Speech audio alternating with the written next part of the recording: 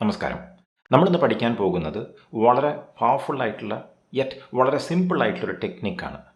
സൈക്കോളജിക്കലായിട്ടുള്ളൊരു പ്രോസസ്സിലൂടെ എങ്ങനെ നമ്മൾക്ക് നമ്മുടെ ആഗ്രഹങ്ങൾ നേടിയെടുക്കാൻ സാധിക്കും. എനിക്കൊരു പ്രശ്നമുണ്ട്, ഈ പ്രശ്നത്തിൻ്റെ പരിഹാരം എനിക്ക് കാണാൻ സാധിക്കുന്നില്ല. എങ്ങനെയാണ് പ്രശ്നപരിഹാരം എനിക്ക് കാണാൻ സാധിക്കുക? ചുരുക്കി പറഞ്ഞാൽ ഇംപോസിബിലിറ്റിയിൽ നിന്നും പോസിബിലിറ്റിയിലേക്ക് എത്താനുള്ളൊരു വഴിയാണത്. ഉദാഹരണത്തിന്, എനിക്ക് ആരോഗ്യപരമായിട്ടുള്ളൊരു പ്രോബ്ലം ഉണ്ട് എന്ന് വിചാരിക്കുക. അതിൻ്റെ പരിഹാരം എനിക്ക് കാണാൻ സാധിക്കുന്നില്ല. ഫിസിക്കൽ പ്രോബ്ലം ആയിരിക്കാം, അല്ലെങ്കിൽ മൈൻഡ് റിലേറ്റഡ് ആയിട്ടുള്ളൊരു പ്രോബ്ലം ആയിരിക്കാം. അതിന് എനിക്ക് പരിഹാരം കാണണം. അതല്ലെങ്കിൽ കരിയർ റിലേറ്റഡ് അല്ലെങ്കിൽ ഫൈനാൻസ് റിലേറ്റഡ്, എൻ്റെ ജോലി അല്ലെങ്കിൽ ബിസിനസ്സുമായി ബന്ധപ്പെട്ടൊരു പ്രശ്നം, അതിൽ നിന്നും എനിക്ക് കരകയറാൻ സാധിക്കുന്നില്ല. അല്ലെങ്കിൽ ബന്ധങ്ങളായിക്കോട്ടെ, relationships, I am not happy with certain relationships in life. അതിലെനിക്കൊരു മാറ്റം വേണം, പക്ഷെ മാറ്റം ഉണ്ടാകുന്നില്ല. ഒരു വഴിമുട്ടിയ അവസ്ഥ എന്നൊക്കെ വേണമെങ്കിൽ പറയാം. പലപ്പോഴും ഇതിൽ ഒരു മൈൻഡ് സെറ്റ് ചേഞ്ചിൻ്റെ ആവശ്യം വരുന്നുണ്ട്. എൻ്റെ മാനസികാവസ്ഥ മാറണം, എങ്കിൽ മാത്രമേ എൻ്റെ ഈ പ്രശ്നത്തിന് ഒരു പരിഹാരം കാണാൻ സാധിക്കുകയുള്ളൂ. ഇത് വലിയൊരു ചാലഞ്ചായിരിക്കാം, ഒരു വെല്ലുവിളി.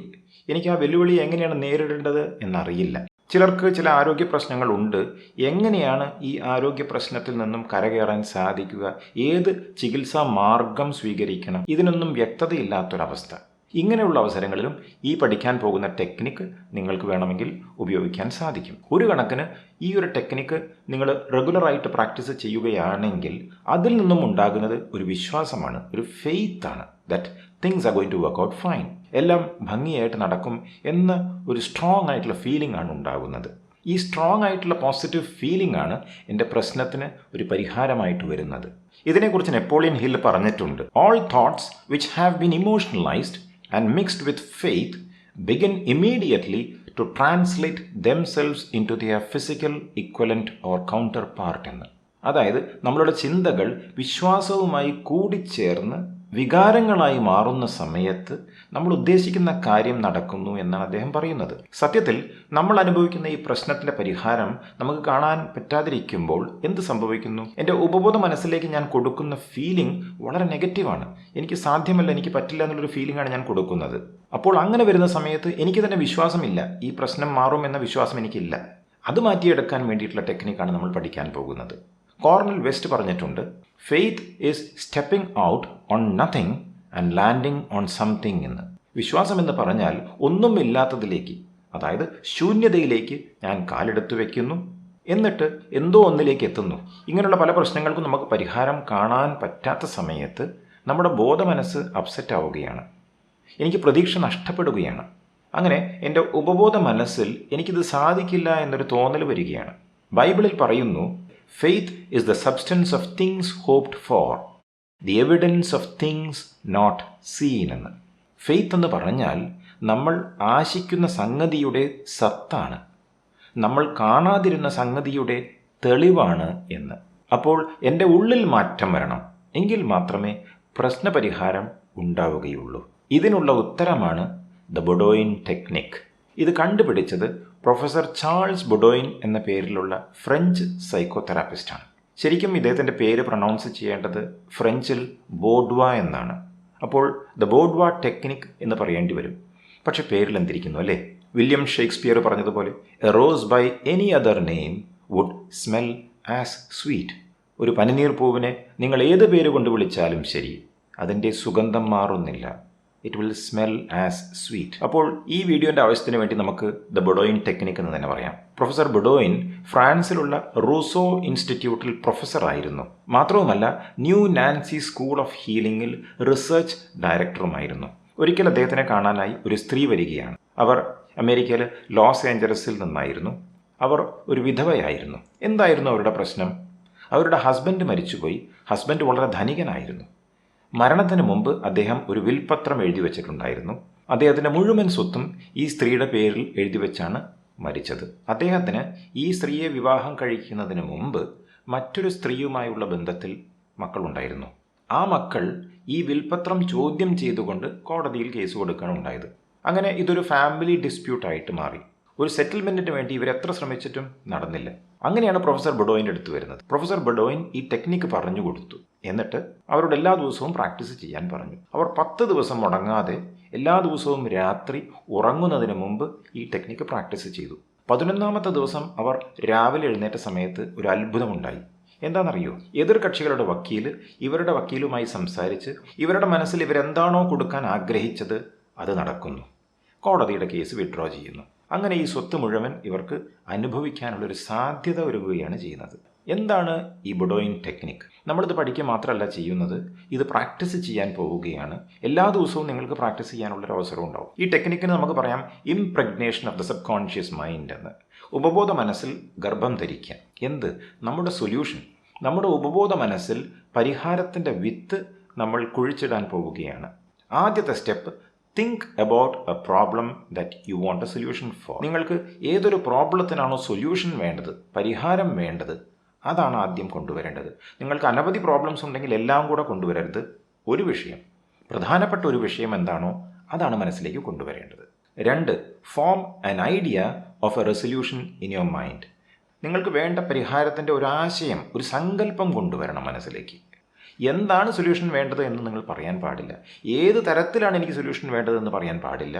എങ്കിലും എനിക്കൊരു പരിഹാരം വേണം എന്ന നിലയ്ക്ക് ഞാനൊരു സങ്കല്പം എടുക്കുന്നു. 3, some up the idea in A brief phrase. അതായത് എനിക്ക് വേണ്ട പ്രശ്നത്തിൻ്റെ പരിഹാരത്തിനായുള്ള ഒരു ബ്രീഫ് ഫ്രേസ്, ഒരു ചെറുവാക്യം ഞാൻ ഉണ്ടാക്കണം. അതെങ്ങനെയാണ് എന്ന് ഞാൻ പറഞ്ഞുതരാം. 4, sit comfortably and enter into a drowsy sleepy state akin to sleep. സ്വസ്ഥമായ ഒരു സ്ഥലത്ത് ഇരുന്നു കൊണ്ട് ഒരു ഹാഫ് സ്ലീപ്പി സ്റ്റേറ്റിലേക്ക് നിങ്ങളെത്തണം. ഒരു പാതി മയക്കത്തിലേക്ക് നിങ്ങളെത്തണം. എക്കിൻ ടു സ്ലീപ്പ്, ഏതാണ്ട് ഉറങ്ങുന്നത് പോലെ തന്നെ, പക്ഷേ ഉറങ്ങുന്നില്ല. ഇതിൻ്റെ ആവശ്യം എഫേർട്ട് കുറയ്ക്കാനാണ്. Your effort must be reduce to a minimum. ഇത് ചെയ്യുന്ന സമയത്ത് എഫേർട്ട്, പരിശ്രമം വളരെ കുറവായിരിക്കണം. അവസാനമായിട്ട് 5ാമത്തെ സ്റ്റെപ്പ് എന്താണ്? Repeat the phrase over and over again as a lullaby. Lullaby എന്ന് പറഞ്ഞാൽ താരാട്ട് പാട്ട്. ഒരു താരാട്ട് പാട്ട് പാടുന്നത് പോലെ 3ാമത്തെ സ്റ്റെപ്പിൽ പറഞ്ഞതായ ചെറുവാക്യം ഞാൻ മനസ്സിൽ ആവർത്തിച്ച് പറഞ്ഞുകൊണ്ടേയിരിക്കുക. എത്ര സമയം പറയണം? ശരിക്കും കൃത്യമായിട്ടുള്ളൊരു സമയമല്ല ഇവിടെ വിഷയം. ഇത് എത്ര പറയുന്ന സമയത്താണ് എനിക്ക് മനസ്സിൽ ഒരു സുഖം തോന്നുന്നത്, ഒരു വിശ്വാസമായി വരുന്നത്, അത്രയും സമയം പറയുക എന്നതാണ്. ചിലപ്പോൾ ഒരു 5 മുതൽ 8 മിനിറ്റ് വരെ പറഞ്ഞാൽ മതിയാകും. അപ്പോഴേക്കും ഏതാണ്ട് ഇത് സിങ്ക് ഇൻ ചെയ്യും സബ് കോൺഷ്യസ് ആയിട്ടുള്ള മൈൻഡിലേക്ക്, നമ്മുടെ ഉപബോധ മനസ്സിലേക്ക്. എത്ര ദിവസം പറയണം? ഈ സ്ത്രീയുടെ കേസിൽ ഒരു 10 ദിവസമേ പറഞ്ഞിട്ടുള്ളൂ. ചിലപ്പോൾ നിങ്ങൾക്കത് വേണ്ടി വരില്ല, ഒരു 7 ദിവസം പറഞ്ഞാൽ മതിയാവും. ചിലർക്ക് ഒരു 15 20 ദിവസം അല്ലെങ്കിൽ ഒരു മാസം വേണ്ടി വരും. It depends on how your sub conscious mind has been programmed currently. ഇപ്പോൾ നിങ്ങളുടെ സബ് കോൺഷ്യസ് മൈൻഡ് എങ്ങനെയാണോ പ്രോഗ്രാംഡ് ആയിരിക്കുന്നത് അതിനനുസരിച്ചുള്ള സമയം വേണ്ടി വരും. അപ്പോൾ എല്ലാ ദിവസവും പറയുക എന്നതാണ് ശരി. ഈ സ്ത്രീ പറഞ്ഞ വാചകം എന്തായിരുന്നു? It is finished in divine order എന്നാണ്. It is finished in divine order. നമുക്കും ഇന്നത്തെ സെഷനിൽ ഇത് തന്നെ ഉപയോഗിക്കാം. എന്തതിൻ്റെ അർത്ഥം? ഇവിടെ ഇറ്റ് എന്ന് പറഞ്ഞാൽ ചെറിയൊരു വാക്കാണ് അല്ലേ? പക്ഷേ ഈ ചെറിയ വാക്കിൽ, ഇറ്റിൽ വലിയ സംഭവങ്ങളുണ്ട്. ഈ സ്ത്രീയെ സംബന്ധിച്ച് ഈ കേസുമായി ബന്ധപ്പെട്ട എല്ലാ വിഷയങ്ങളും ഈ ഇറ്റിലുണ്ട്. സോ ഇറ്റ് എന്ന് പറയുമ്പോൾ ആ വലിയ വിഷയമാണ് ഉദ്ദേശിക്കുന്നത്, പക്ഷേ അതൊരു ചെറുവാക്കിലേക്ക് ഇവർ കൊണ്ടുവരുന്നു. ഇറ്റ് ഈസ് ഫിനിഷ്ഡ്, അത് അവസാനിച്ചു കഴിഞ്ഞിരിക്കുന്നു. ഈ കോടതിയും പ്രശ്നങ്ങളെല്ലാം അവസാനിച്ചു കഴിഞ്ഞിരിക്കുന്നു എന്നർത്ഥം. എങ്ങനെ? ഇൻ ഡിവൈൻ ഓർഡർ, ഈശ്വര കൽപ്പനയനുസരിച്ച്, ദൈവനീതി അനുസരിച്ച്, അല്ലെങ്കിൽ ദൈവ ഇച്ഛ അനുസരിച്ച് ഈ പ്രശ്നത്തിന് പരിഹാരം കണ്ടിരിക്കുന്നു എന്നർത്ഥം. ഈ സംഭവം പൂർണ്ണതയിലേക്ക് എത്തിക്കഴിഞ്ഞിരിക്കുന്നു എന്നർത്ഥം. അപ്പോൾ ഈശ്വരവിശ്വാസം ഇല്ലാത്ത ആൾക്കാർക്കോ അവർക്ക് യൂണിവേഴ്സായിട്ട് കാണാം. നമുക്ക് അതീതമായൊരു ശക്തി ഉണ്ടല്ലോ, അതിൽ നിന്നാണല്ലോ നമ്മളെല്ലാം ഉത്ഭവിച്ചത്. ആ ശക്തിക്ക് വിട്ടുകൊടുക്കുകയാണ്. പ്രപഞ്ച മനസ്സിന് ഇഷ്ടമനുസരിച്ച്, പ്രപഞ്ച വ്യവസ്ഥയ്ക്കനുസരിച്ചാണ് നമ്മൾ ഈ പ്രശ്നം വിട്ടുകൊടുക്കുന്നത്. അതാണ് ഡിവൈൻ ഓർഡർ എന്ന് പറഞ്ഞാൽ അർത്ഥം. ഡിവൈൻ ഓർഡർ എന്ന് പറയുമ്പോൾ ദൈവ ഇച്ഛ അല്ലെങ്കിൽ ദൈവനീതി അല്ലെങ്കിൽ പ്രപഞ്ച വ്യവസ്ഥ എന്ന് പറയുമ്പോൾ എനിക്ക് മാത്രമല്ല ഇത് ഗുണമായി വരുന്നത്, മറ്റുള്ളവർക്കും ഗുണകരമായി വരുന്നു എന്നർത്ഥം. NLPയിൽ ഇതിനെ നമ്മൾ ഇക്കോളജി എന്ന് പറയാറുണ്ട്. ഇക്കോളജി എന്ന് പറയുമ്പോൾ ഞാനൊരു പ്രശ്നത്തിന് പരിഹാരം കാണുമ്പോൾ ഇതിൽ ഇടപെട്ടിരിക്കുന്ന എല്ലാവർക്കും അതിൽ നിന്നും ഗുണമുണ്ടായിരിക്കണം. അതാണ് ശരിയായ രീതി. അപ്പോൾ ഇത് തന്നെ മനസ്സിൽ ആവർത്തിച്ച് പറയുന്നു.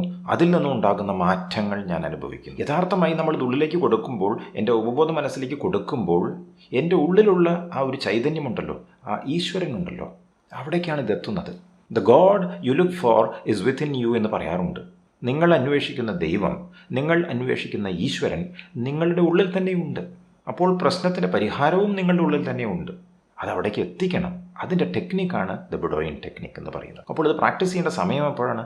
രാത്രി ഉറങ്ങുന്നതിന് മുമ്പ് ചെയ്യാം, പിന്നീട് രാവിലെ എഴുന്നേറ്റ് ഉടനെയും ചെയ്യാം. 2 നേരം വേണമെങ്കിൽ ചെയ്യാം, അല്ലെങ്കിൽ രാത്രി മാത്രം ചെയ്താൽ മതി. It depends on how big your problem is. പിന്നെ ഇതൊരു ലല്ലബായി ആയിട്ട് പറയാൻ പറഞ്ഞല്ലോ, താരാട്ട് പാട്ട് പോലെ പറയാൻ പറഞ്ഞല്ലോ. ഇത് പറയുന്ന സമയത്ത് വളരെ സോഫ്റ്റായിട്ട്, ക്വയറ്റായിട്ട്, വളരെ ഫീലിങ്ങോടുകൂടെ പറയണം. ഫീലിംഗ് ആണ് സബ് കോൺഷ്യസ് മൈൻഡിലേക്ക് പോകുന്നത്.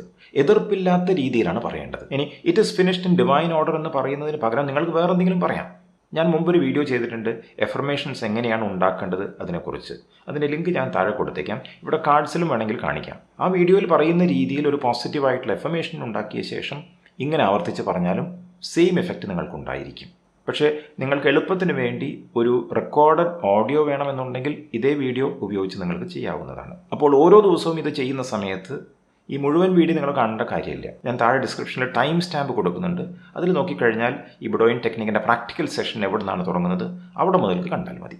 അപ്പോൾ ഞാൻ അല്പനേരം സ്ക്രീനിൽ നിന്നും മാറി നിൽക്കാൻ പോവുകയാണ്. നിങ്ങൾ എന്നെ കാണേണ്ട ആവശ്യമില്ലല്ലോ. നിങ്ങൾ കണ്ണടച്ചിട്ടാണ് ചെയ്യാൻ പോകുന്നത്. നിങ്ങളിപ്പോൾ എന്ത് വേണം? ഒരു സുഖകരമായിട്ടുള്ള അവസ്ഥയിൽ ഇരിക്കാനുള്ളൊരു സ്ഥലം കണ്ടുപിടിക്കണം. വീഡിയോ ആണെങ്കിൽ പോസ് ചെയ്തോളൂ. എന്നിട്ട് അങ്ങനെ ഒരു സ്ഥലം കണ്ടുപിടിച്ച ശേഷം കണ്ണടച്ച് സ്വസ്ഥമായി ഇരിക്കുകയാണ് വേണ്ടത്. ഈ ഒരു മെഡിറ്റേഷൻ്റെ സമയം കഴിഞ്ഞാൽ ഞാൻ വീണ്ടും തിരിച്ചു വരുന്നതായിരിക്കും.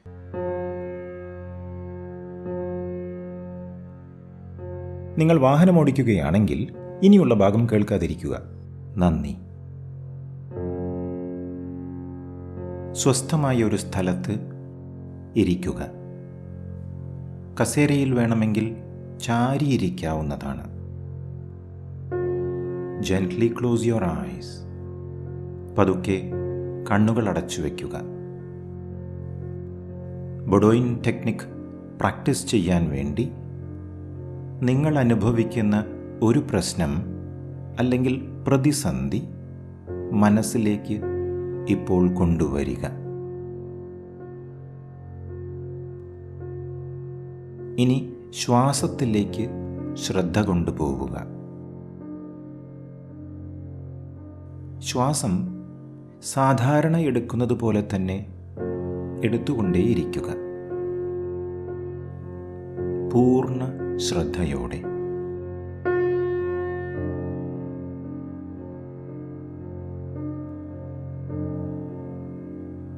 ഇപ്പോൾ ഇരിക്കുന്നിടത്ത് ഇരുന്നു കൊണ്ട് ഞാൻ പറയുന്ന കാര്യങ്ങൾ കേട്ടുകൊണ്ട് ശ്വാസത്തെ അറിഞ്ഞുകൊണ്ടിരിക്കുമ്പോൾ പതുക്കെ താങ്കൾ ഒരു വിശ്രമാവസ്ഥയിലേക്ക് ഇറങ്ങിച്ചെല്ലുന്നതായിരിക്കും. ഗുഡ്. ശരീരത്തിനും മനസ്സിനും സുഖം, ശാന്തി, സമാധാനം ലഭിക്കുന്ന വിശ്രമാവസ്ഥ. തൻ്റെ ശരീരത്തിലെ ഓരോ അവയവവും, മസിലുകളും ഞരമ്പുകളും അയഞ്ഞ് അയഞ്ഞ് കൂടുതൽ കൂടുതൽ വിശ്രമിച്ചുകൊണ്ട്, feeling so relaxed, so wonderful. താൻ തൻ്റെ മനസ്സിൽ ഓർത്തെടുത്ത പ്രശ്നം അഥവാ പ്രതിസന്ധി ഇപ്പോൾ പ്രപഞ്ച മനസ്സിന് വിട്ടുകൊടുക്കാൻ പോവുകയാണ്. It is finished in divine order. അത് ഈശ്വരകൽപ്പനയനുസരിച്ച് അവസാനിച്ചു കഴിഞ്ഞിരിക്കുന്നു.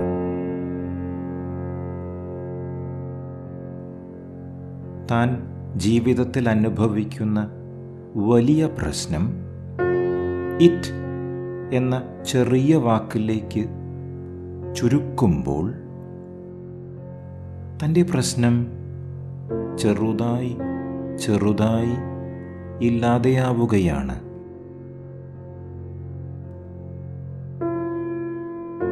It is finished in divine order. അത് പ്രപഞ്ച മനസ്സിൻ്റെ ഇഷ്ടമനുസരിച്ച് ഇല്ലാതെയായിക്കൊണ്ടിരിക്കുകയാണ്.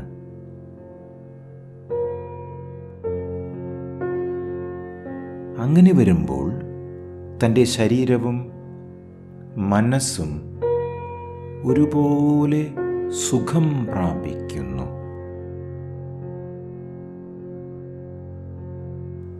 Feeling healthy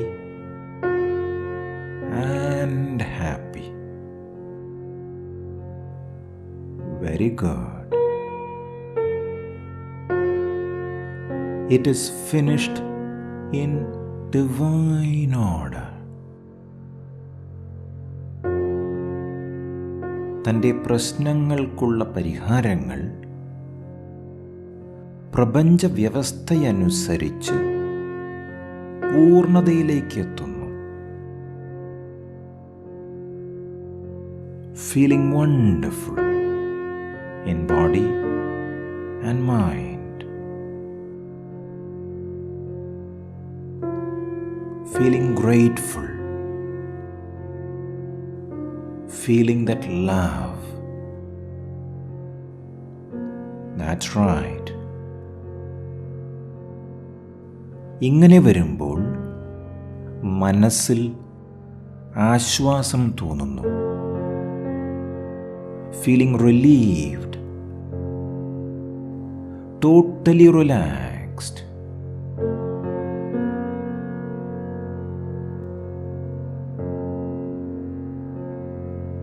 It is finished in divine order.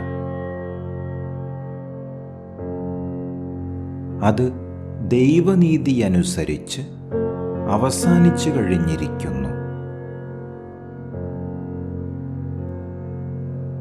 അങ്ങനെ വരുമ്പോൾ തൻ്റെ വ്യക്തിബന്ധങ്ങൾ കൂടുതൽ കൂടുതൽ മെച്ചപ്പെട്ടു വരുന്നു.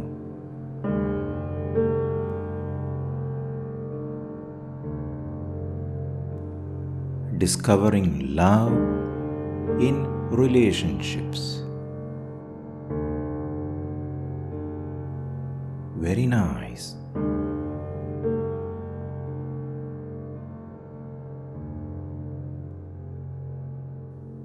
It is finished in divine order.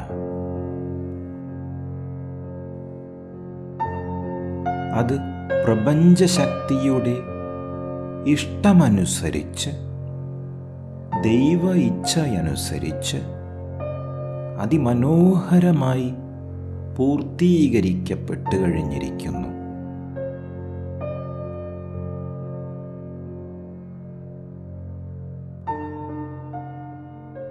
അതിലൂടെ താൻ സാമ്പത്തിക നേട്ടങ്ങൾ അനുഭവിച്ചുകൊണ്ട്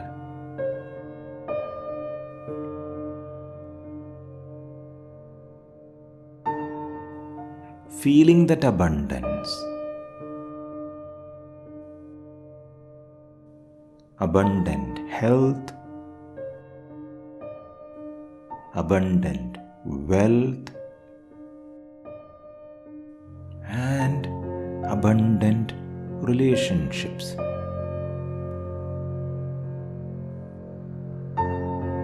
Feeling it in your body. Feeling it in your mind.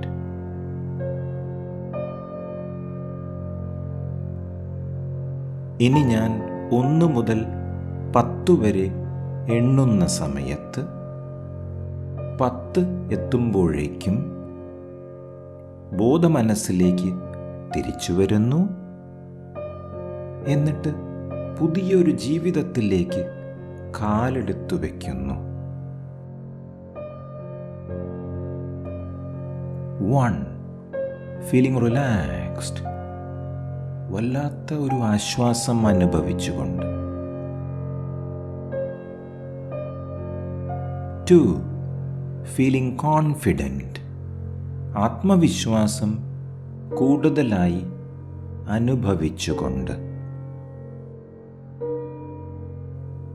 3.